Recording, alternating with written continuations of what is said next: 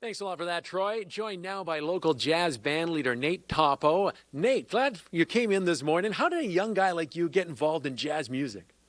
Well, I started about my sophomore year of high school, and I discovered this magical place called Detroit Wayne Music Studio. It's also called Detroit Saxophone Center.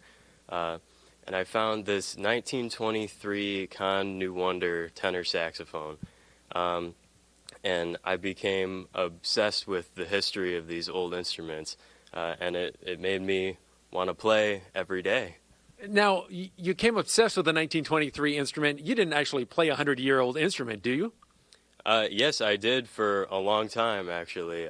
For about 3 years, I played that horn. Yeah. Okay, so how does a 100-year-old instrument sound? Do you have to, you take it to the shop, buff it up? Do you have to, do some repairs to it? Or is it just, sound perfect once you put your lips to it?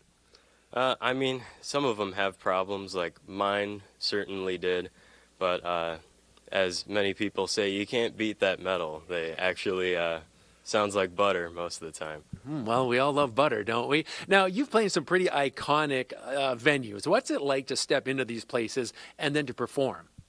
It's really an honor, and it's even more of an honor to play with some of the older cats like Ralph Armstrong, Galen McKenney, Bill Meyer, who's with us today, some of these people who have been playing 60 years or more. It's really incredible. Yeah, Bill Meyer just kicked me. He said, older cats? What's he talking about? I'm still a cool cat. Hey, what do you know? Hey, but you're paying homage and respect to the people who have paved the way for you, right? Yes, certainly. Mm-hmm. Now, also with these unique instruments, is there anything that you have to know to play them compared to a modern instrument, or are they basically the same?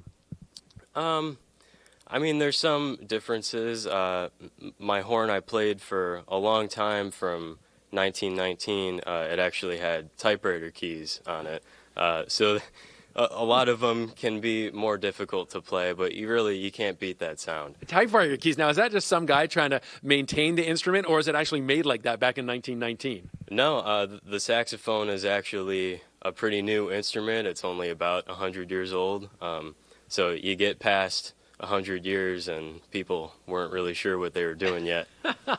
Now, you have an interesting nickname. It's Mr. True Tone. Where did that come from? Well, that started when I walked into Baker's Keyboard Lounge one night, and James Carter, who is a saxophonist around Detroit, he said, "What's up, Mr. True Tone?" Because at that time I was playing a Buescher True Tone saxophone. Ah, okay, it all makes sense now. Now, the guys you're with today, the band, have you been playing with them for a while, or is this like an ensemble cast? No, these are my boys. I call these guys a lot. We got Bill Meyer on the piano, and Dylan Sherman on bass, and Sam Melkonian on drums. All right, we're going to be hearing from you a little later in the show. Can you give us any kind of a preview of what you're going to be playing? Well, we're going to be playing one of my original tunes that will be on my upcoming album. It's called Tip of My Tongue. All right, a little tease there. Now, the upcoming album, is it already released, or when are you releasing this? No, it'll be out very soon. Right now, we're shooting for June 10th, and then we'll also be doing a CD release party at the Blue Llama on July 18th at 7 p.m. There'll be 2 shows at 7 and 9 p.m. Beautiful. All right, you got a website people can check out? Yeah, it's natetopo.com. That's natetopo.com, and you can sign up for my newsletter and see what's going on with me. Not only does he play instruments, he's also a salesman, and you'll be able to hear him a little later on in the show. Thanks a lot for this, Nate. We'll look forward to hearing from you in a little bit. We're going to throw it back to you guys in the studio right now. And that is it for us today. Our edition's over. The CBS Detroit News at 9. We go back to Nate Topo, though, to play us a selection from his new album, Time of Monsters. Thanks for being with us here today. We'll see you tomorrow.